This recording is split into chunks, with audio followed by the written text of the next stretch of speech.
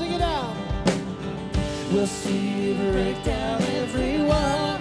We'll watch the giants fall, for fear cannot survive when we praise you. The God of breakthroughs on our side, forever lift him high. With all creation cry, God, we praise you.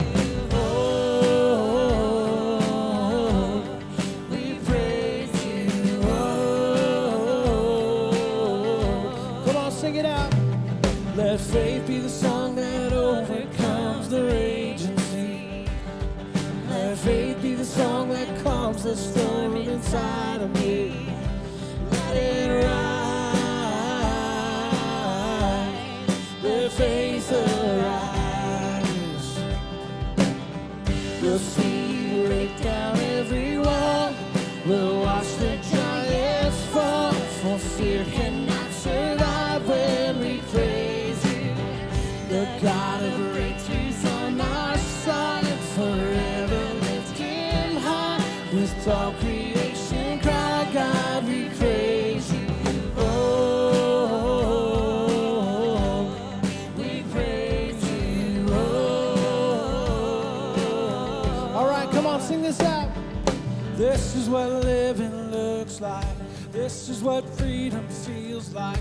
This is what heaven sounds like. We praise you, we praise you. This is what living looks like. This is what freedom feels like. This is what heaven sounds like. We praise you, we praise you. This is what living looks like. This is what freedom feels like. This is what heaven sounds like. We praise you, we praise you. This is what living looks like. This is what freedom feels like. This is what heaven sounds like. We praise you, we praise. We'll see you break down every wall. We'll watch the giants fall, for fear cannot survive when we praise you. The God of breakthroughs on our side, forever lift him high. With all creation cry, God, we praise you.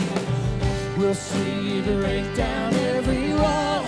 We'll watch the giants fall, for fear cannot survive when we praise you. God of breakthroughs on our side, forever lift him high. With all creation cry, God, we praise you. Oh.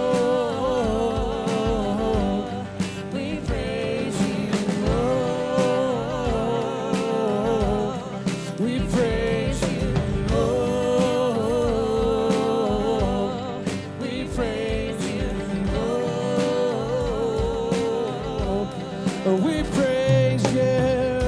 Come on, give him praise. Thank you, Lord.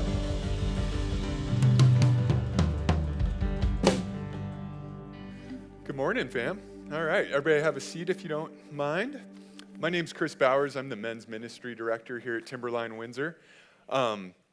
Just real quick, who all was at the swim beach over in Water Valley on Friday for baptisms? A bunch of you. All right, awesome. That is such a huge thing. That's such a big celebration. Baptisms are always great. Our family loves it on Sundays when we do it and everything. But it was real big for us because this year, my daughter got baptized. Thank you. And so as parents, we've committed to raise our children in faith and everything. But we just wanted to, as a family, take a minute to thank you guys.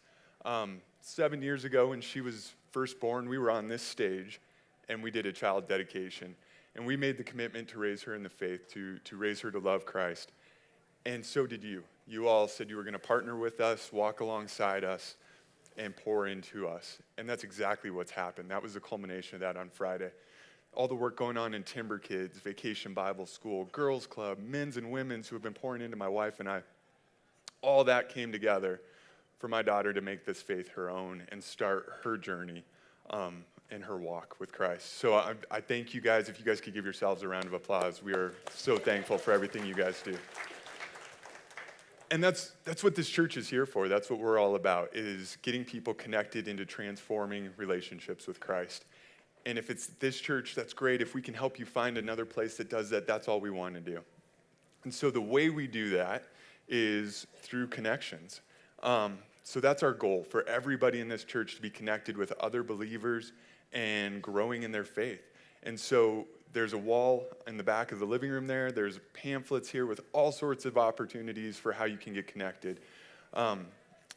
So if that's you, if that's something you're interested in, you can take out this connection card. Also, if you're a first-time visitor, take this out, scan the QR code, or just fill it out, and let us know you're here.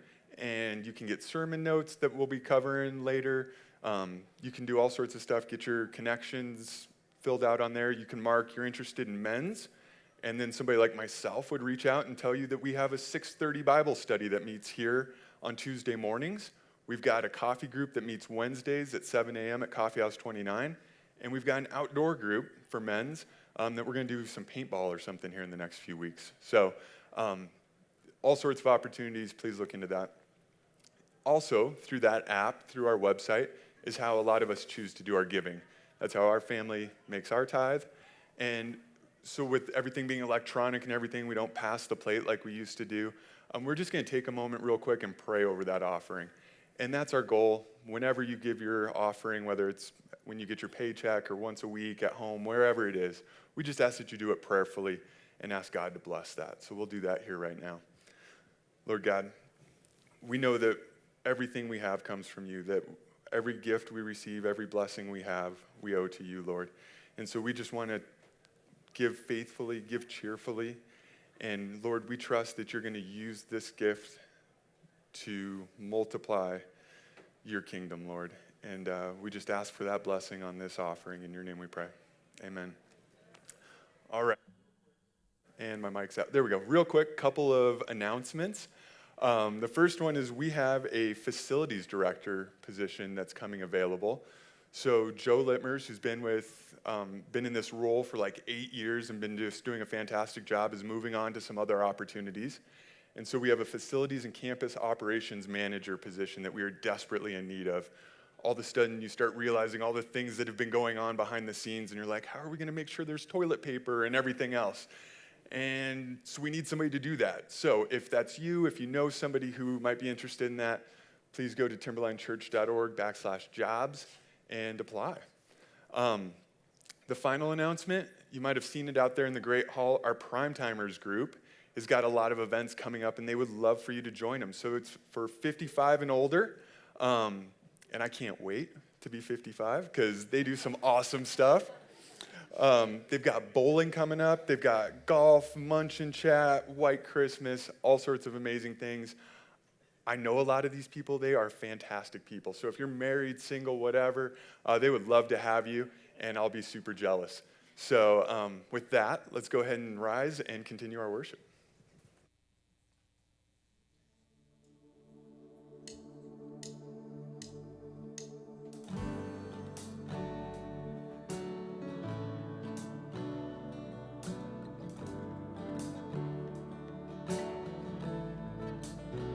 I count on one thing, the same God who never fails will not fail me now. You won't fail me now in the waiting. The same God who's never late is working all things out. You're working all things out. Yes, I will lift you high in the lowest valley. Yes, I will bless your name. Oh, yes, I will sing for joy when my heart is heavy all my days. Oh, yes, I will.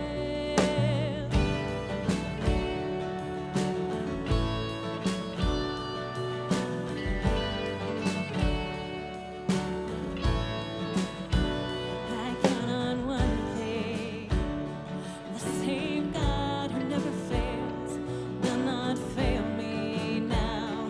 You won't fail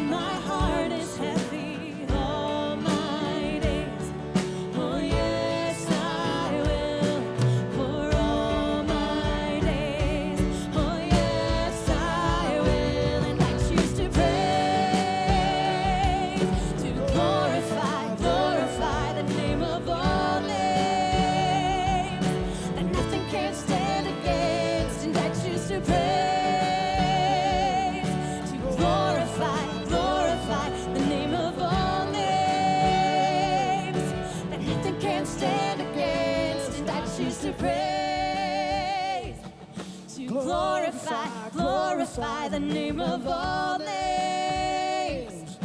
That nothing can stand against, and I choose to praise. To glorify the name of all names. That nothing can stand against. Oh yes, I will lift you high in the lowest valley. Yes, I will bless your name. Oh yes, I will sing for joy when my heart is heavy all my days.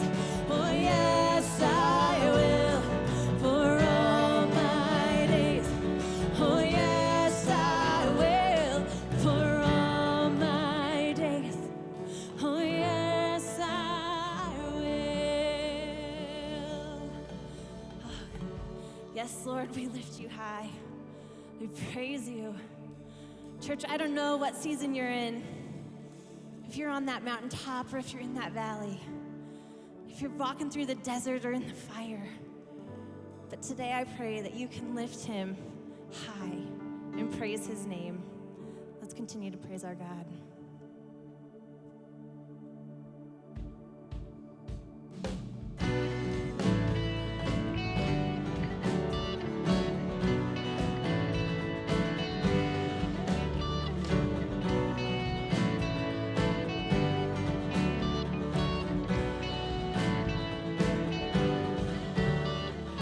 This is my prayer in the desert, when all that's within me feels dry.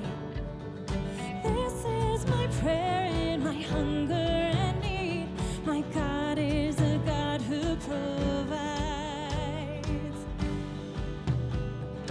This is my prayer in the fire, in weakness or trial or pain. There is a faith proved of more worth than gold, so refine me, Lord, through the flame. I will sing praise, I will sing praise. No weapon formed against me shall remain. I will rejoice, I will declare, God is my victory and he is here.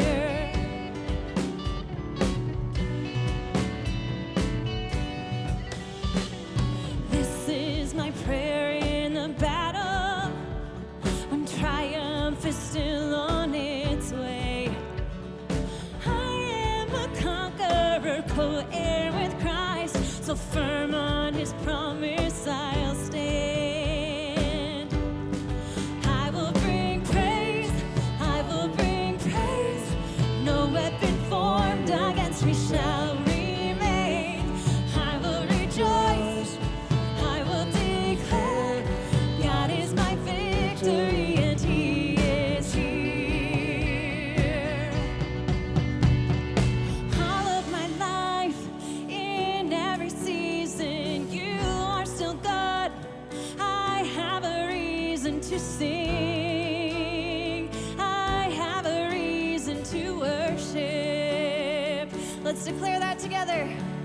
All of my life, in every season, you are still God.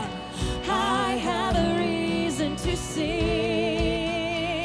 I have a reason to worship. Yes, we do. All of my life, in every season, you are still God. I have a reason to sing. I have a reason to worship.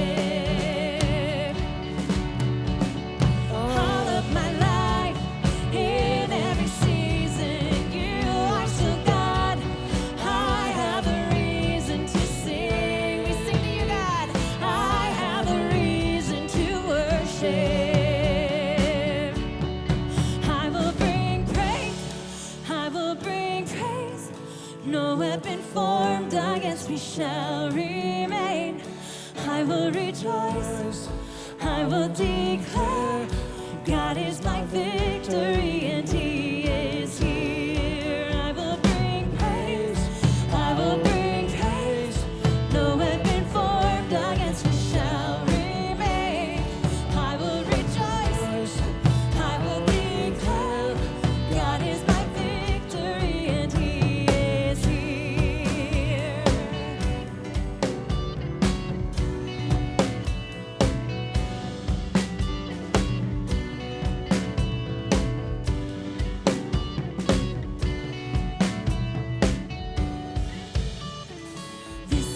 my prayer in the harvest, when favor and providence flow. I know I'm filled to be emptied again. The seed I received, I will sow.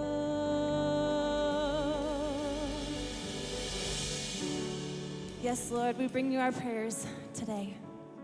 We bring you our trials. We bring you our burdens. And we ask that you take those. We ask that you walk with us through the seasons of our lives. And we look to you and we praise you through them because you are good. You are the God who promises to never leave us or forsake us. You are the God who offers yourself for our salvation.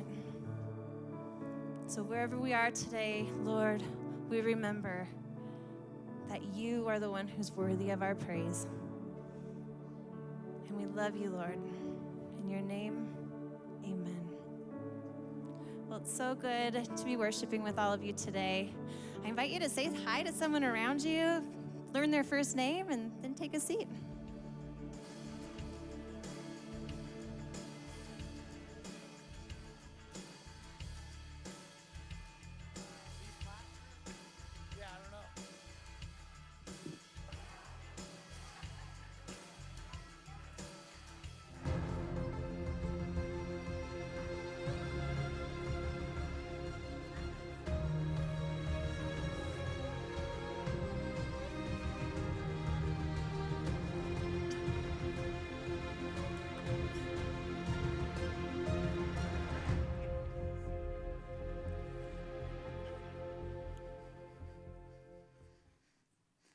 Well, hi, everyone, and good morning.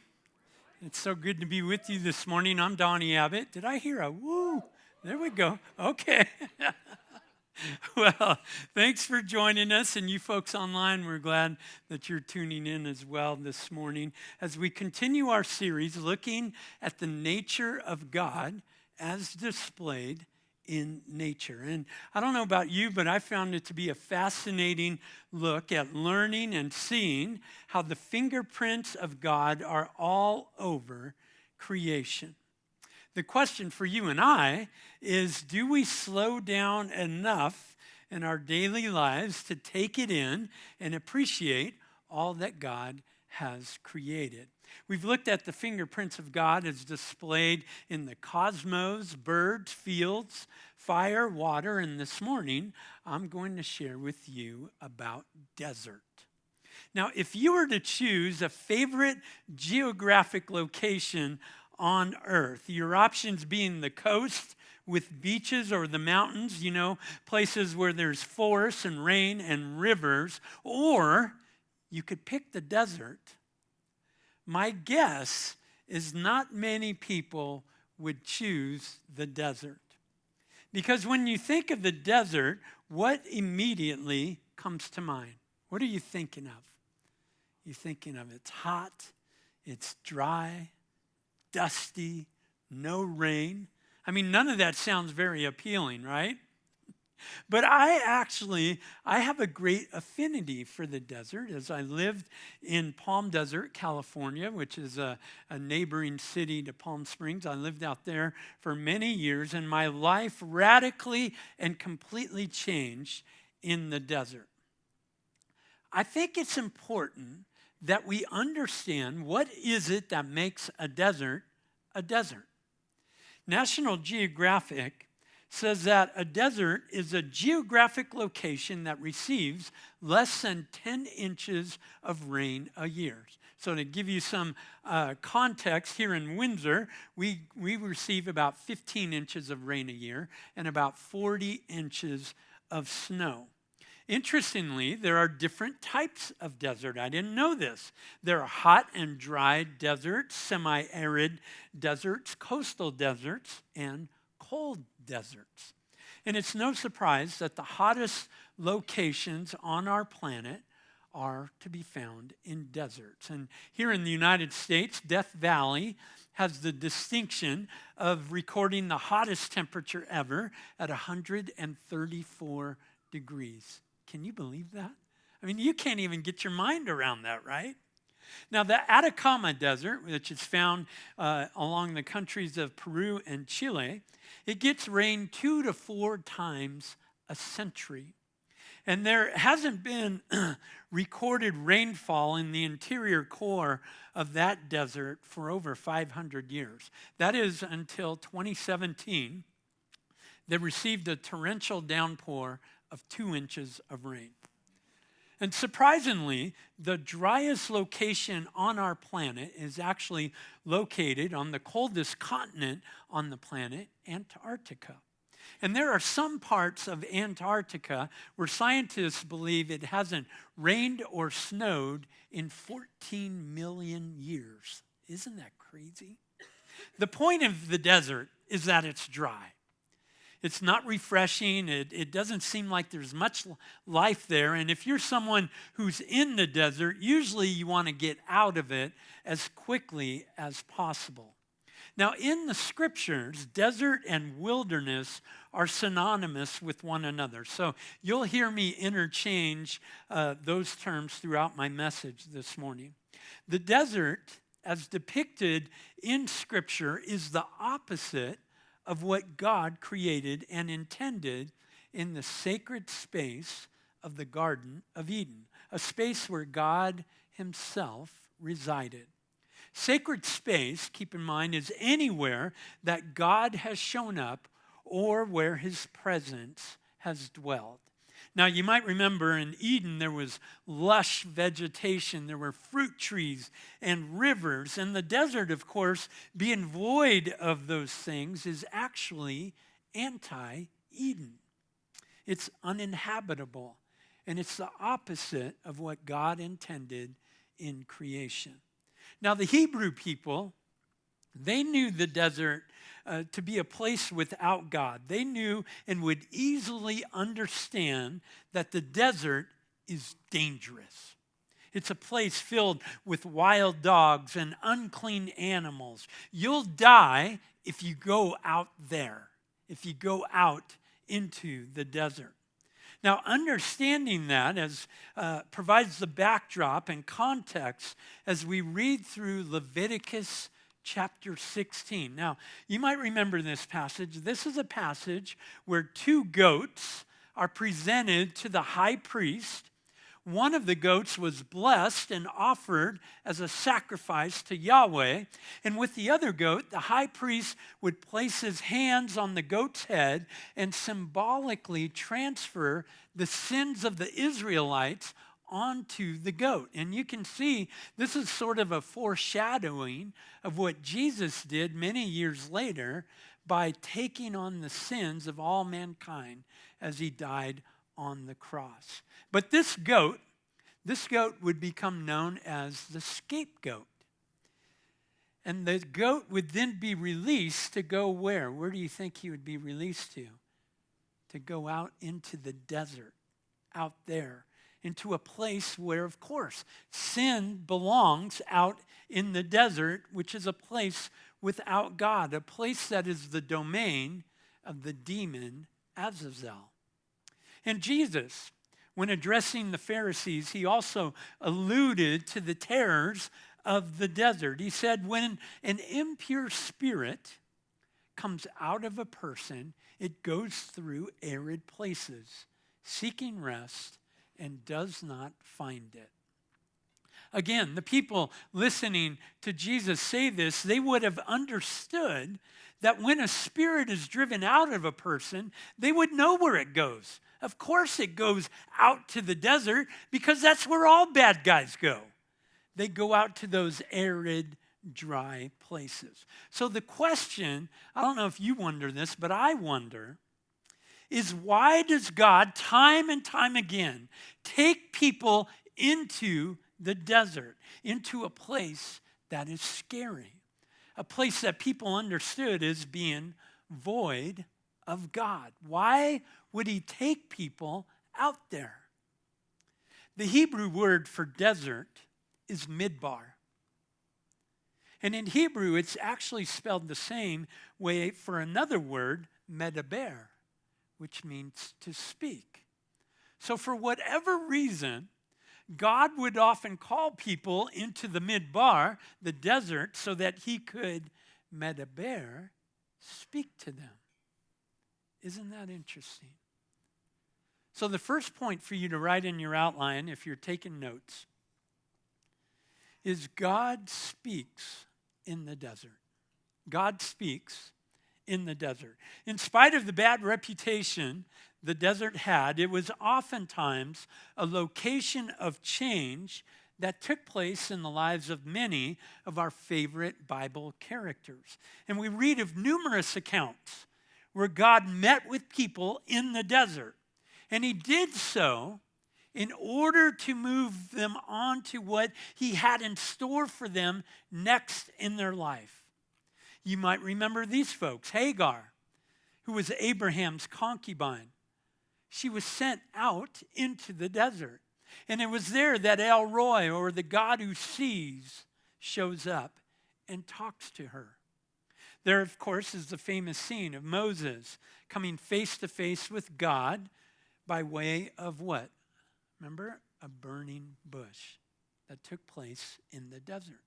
And the Israelites, you remember, after they had left Egypt, they wandered in the desert for 40 years as punishment for their disobedience. All of these people had life-changing encounters with God in a desert experience. And then arguably, the most famous desert scene in the scriptures occurs in the Gospel of Matthew, chapter 4, where we read, "Then Jesus was led by the Spirit into the wilderness to be tempted by" who? The devil. After fasting 40 days and 40 nights, he was hungry. Now remember, again, a first century Jewish person hearing about or reading about this, they would be thinking, well, of course temptation happens in the desert. Why? Because bad things happen in the desert. So with Jesus, we see another example of God taking someone into the desert. And he did it also with the nation of Israel. As the prophet Hosea notes, "I will lead her into the desert and speak tenderly to her there."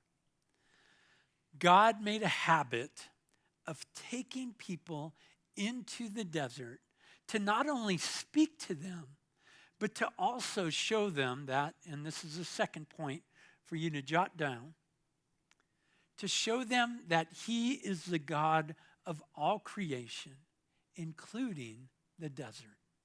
He's the God of all creation, including the desert.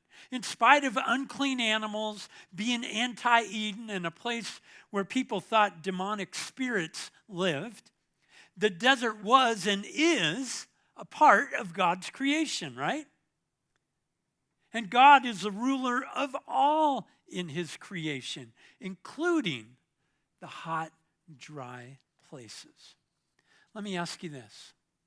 What do you think it said to those people who encountered God in the desert? What do you think it said to them? Remember, it's the place where scary things live and bad things happen. What it showed them is that God, Yahweh, is ruler over the desert and all its inhabitants. And that showed them that a desert experience, as scary as that might have been, could be used by God to further his will for their lives.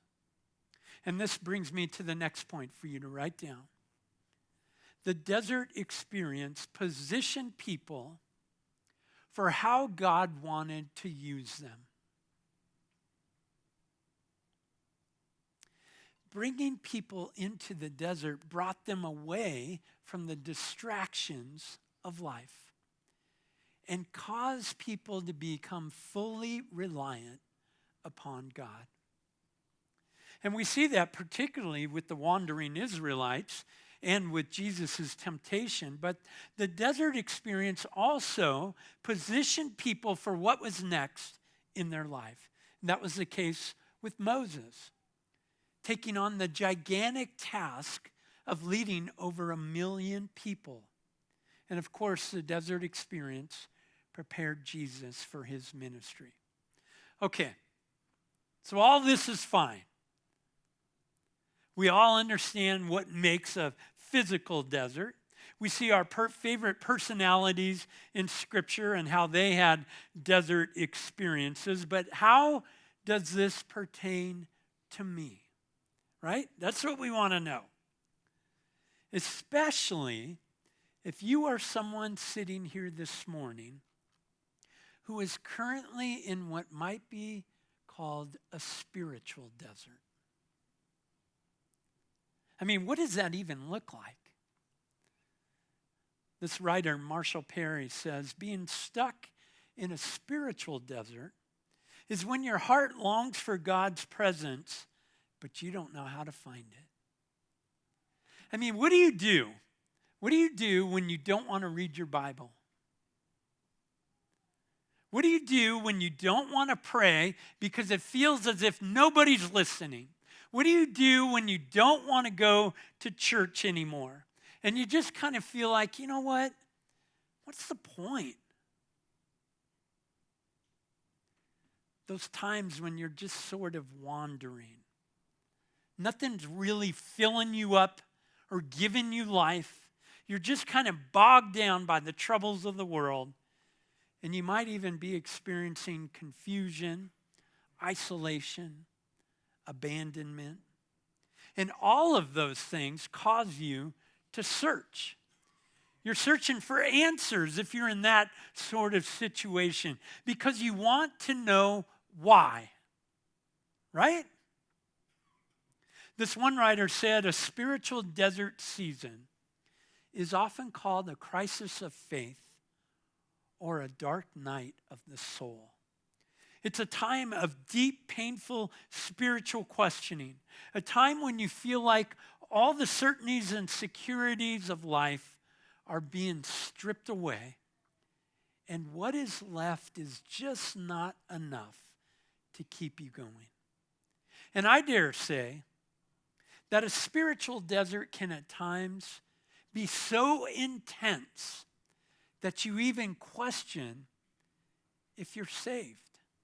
You question if you're a Christian, if you're a follower of Jesus Christ. And of course, the worst part of all of this is that it feels as if God is nowhere to be found. The revered Mother Teresa, she at one point was experiencing a spiritual desert, and she wrote in her journal, I dare not utter the words and thoughts that crowd my heart, afraid to uncover them because of the blasphemy. If there be God, please forgive me. When I try to raise my thoughts to heaven, there is such convicting emptiness that those very thoughts return like sharp knives and hurt my very soul. Anyone ever felt like that? Man, I sure have. And of course, it doesn't help when you look around and all your Christian buddies, they seem to be living the good life, right? Everything's going well for them. But here's the truth. Spiritual deserts are unavoidable seasons in the Christian life. It's just the way it is. And we know this by reading the Scriptures, where people could have easily felt like they were abandoned by God. You remember this guy named Joseph? He had 11 brothers. Well, they weren't the greatest brothers because they betrayed him. First of all, they buried him in a hole, and then they're like, no, that's not going to work. Let's try to make some money off of this guy. So they human trafficked him. They sold him into slavery, where the slave owners took him off to a foreign land, Egypt. Joseph's dad thought he was dead. Do you think, as Joseph is riding in the back of a slave wagon, do you think he thought, you know what? I'm right in the middle of God's will. No. Joseph wasn't feeling that. Imagine if you were there. I would feel like, God, where are you? Do you see what's happening here? I think he was in a spiritual desert. What about Daniel? Daniel and many other of his countrymen and women were kidnapped by foreign invaders and forced to leave their homeland. My guess is that Daniel was in a spiritual desert. Jeremiah, Isaiah, Ezekiel, Esther, all of them and many others experienced times where I'm sure they wondered, where are you, God? Spiritual deserts, as difficult as they are, they do serve a purpose. They help to shape us and grow us in our faith. They provide depth and color to our lives and give us the ability to extend compassion to others, to the point where you can say to someone else who's experiencing a spiritual desert, you can say, yep, I've been there. I know what that feels like. And if you've never been in a spiritual desert at some point in your life, you will. Because the Christian life, in spite of what any prosperity preachers might be preaching, isn't about going from one mountaintop experience to the next, but instead is more about learning how you and I can apply God's word when things aren't going so hot in our lives. I had lunch with a friend of mine the other day. The day before Mother's Day, he was telling me that he was riding his motorcycle in Fort Collins, and he got T-boned by some gal who was driving her car. It sent him flying 40 feet in the air. He broke 8 ribs, shattered his left foot, broke his left femur in multiple spots, dislocated his right knee, tore every ligament in that knee. He had internal bleeding and a broken hand. He actually grew up in Apple Valley, California, which is known as the high desert. So my friend was well acquainted with desert living. But as he admitted to me in our visit together, since his accident, he's also been in a bit of a spiritual desert. The Reverend Merrick Zabriskie says this: a wilderness is any place where our life unravels and pain and chaos take over. We feel isolated and alone, and anxiety and fear consume us. We wonder, will my marriage get back on track? Will I find another job? Will I survive this illness? Will I ever be happy again? My friend wondered about some of these things, as you can imagine, and he shared with me how he experienced moments of loneliness, of having a poor me attitude, of feeling stuck. And remember, he was literally stuck because he wasn't going anywhere unless somebody helped him. And there were times when he would cry out to God with literal tears in his eyes and ask, why? You might be in a similar place this morning where you're asking why. Because your life just is not going quite as you had hoped and planned. There are a few lessons that we can learn from a guy who wrote Psalm 63. This guy's name was David, and the backstory is that David is running for his life. He's got some pretty substantial relationship issues going on in his life. Relationship issues, I know, can be a huge reason for causing a spiritual desert, can't they? David's father-in-law, Saul, wants to kill him. And Saul just so happens to be the king and the most powerful man in that entire region. I mean, interesting family dynamics for sure, right? Now, David would one day become king himself, but in this psalm, he has escaped to a literal physical desert, but he's also experiencing a spiritual desert. Let's read. O God, you are my God. Earnestly I seek you. My soul thirsts for you. My flesh faints for you, as in a dry and weary land where there is no water. So I have looked upon you in the sanctuary, beholding your power and glory.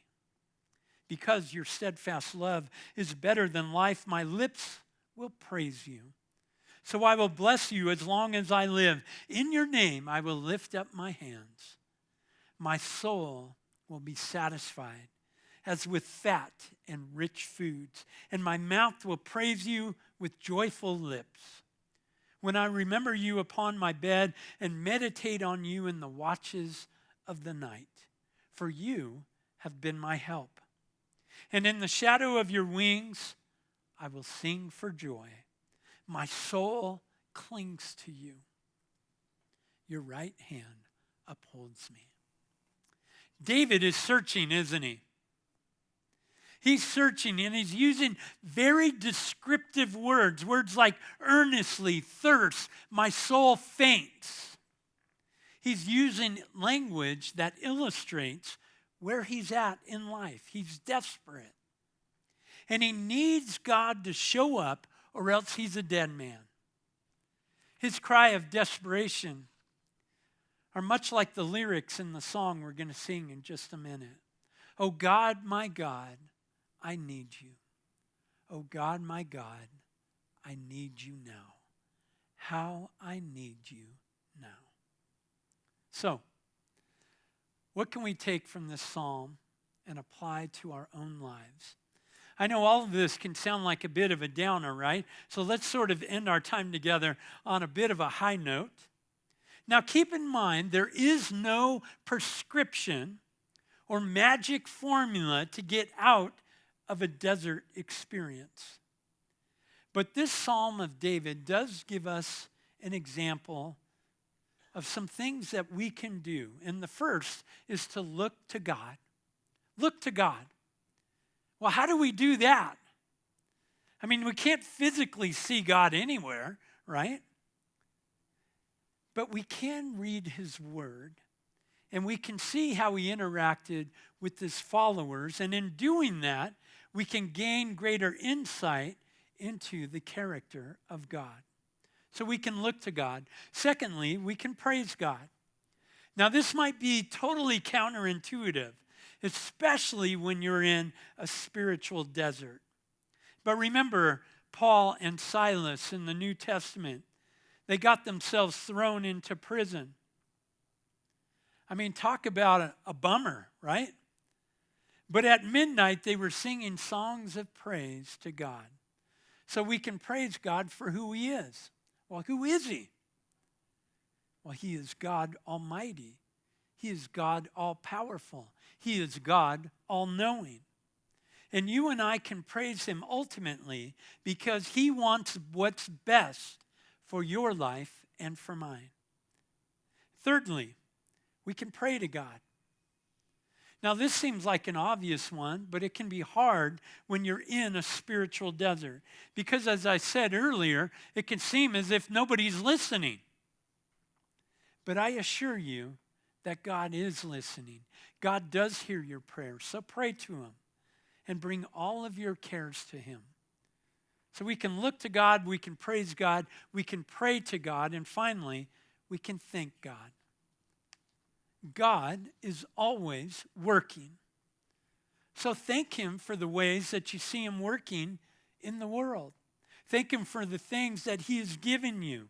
And looking back on your life, you can thank him for the way that he's brought you through certain crazy situations, right? Situations that are worthy to thank him for.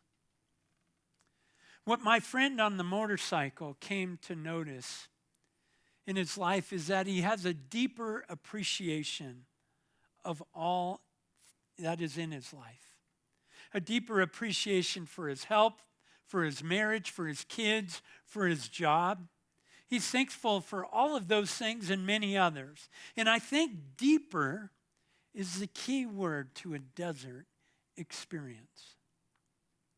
Because a desert experience seems to strip away the unnecessary things in life and helps us to focus on what is deeply important. And for that, you and I can thank God for. Let's go ahead and stand if you're able, and we're going to sing another song together.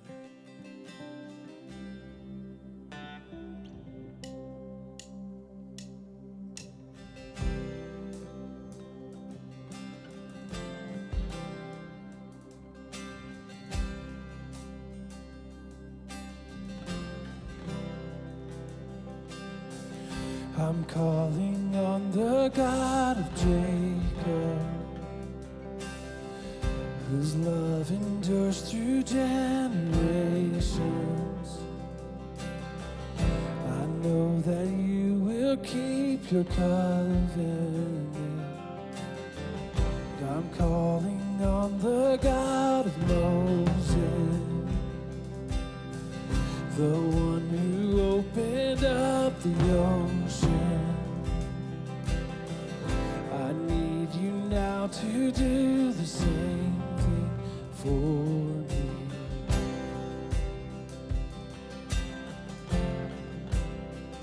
Sing it out. And oh God, my God, I need you.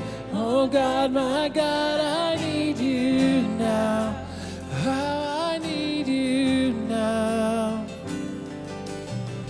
Oh rock of ages, I'm standing on your faithfulness, on your faithfulness.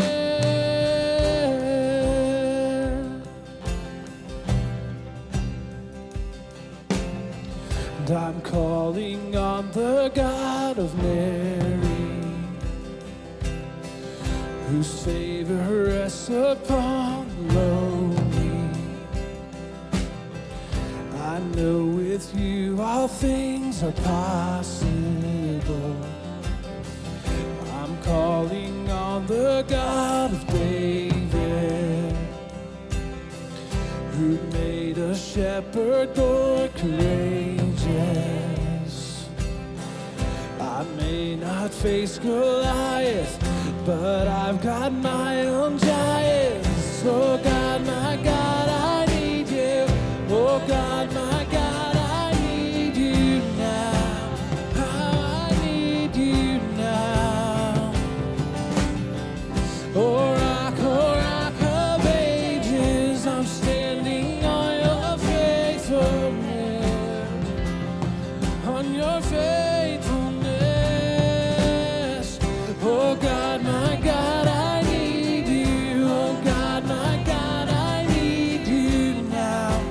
How I need you now. Oh rock of ages, I'm standing on your faithfulness, on your faithfulness.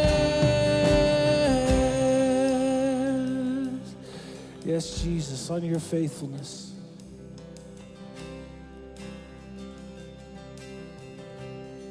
Let's sing this out. You heard your children, you hear your children now. You are the same God, you are the same God. You answered prayers back then, you answer now. You are the same God, you are the same God. You are providing, you are providing now. You are the same God, you are the same God. And you moved in power then, and God move in power now. You are the same God, you are the same God. You were a healer then, you are a healer now. You are the same God, you are the same God. You were a Savior then, you are a Savior now. You are the same God, you are the same God.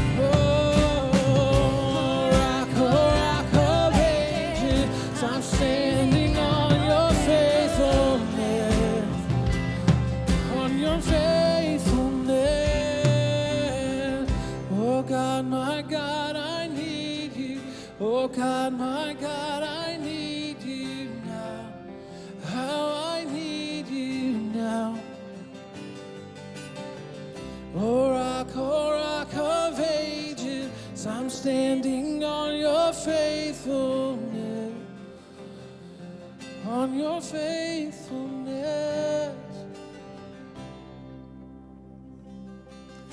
As we close our time together this morning, I want to lead us in a prayer that will allow you to invite God into those places of your life that you're not so sure about, or you desperately need help with. So it's a sort of a fill-in-the-blank kind of prayer. Dear God, I invite you into what? What do you need to invite God into now? What situation in your life are you facing where you 100% need God to intervene or provide you with wisdom? Invite him into that space.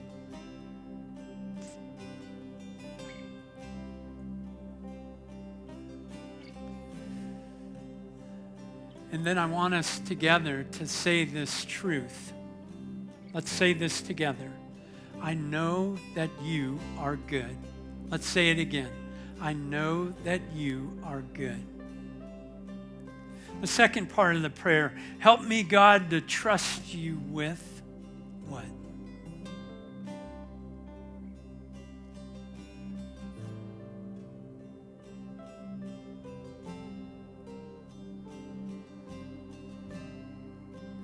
And again, let's repeat this truth. I know that you are good. Please, God, make a way for what? What do you need God to make a way for in your life?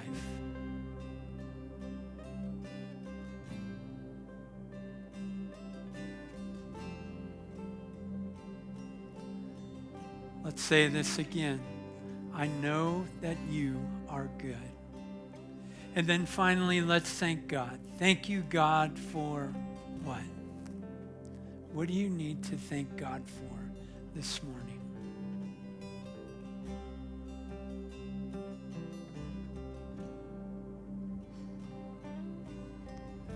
And then one final time, let's say it together.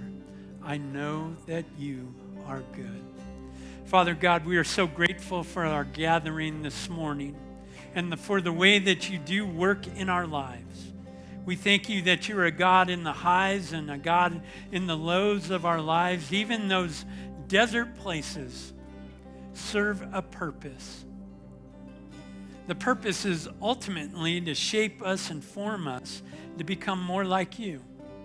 And I pray for those folks who are here this morning, Lord, who feel as if you are far away. I pray, God, that you would make yourself known to them. Speak to each and every one of them in ways that they understand. That you would lift them up and remind them that you are good. And we pray all these things in the mighty name of Jesus. Amen. Amen. Well, God bless everyone. Have a great rest of your week. And remember to let love live.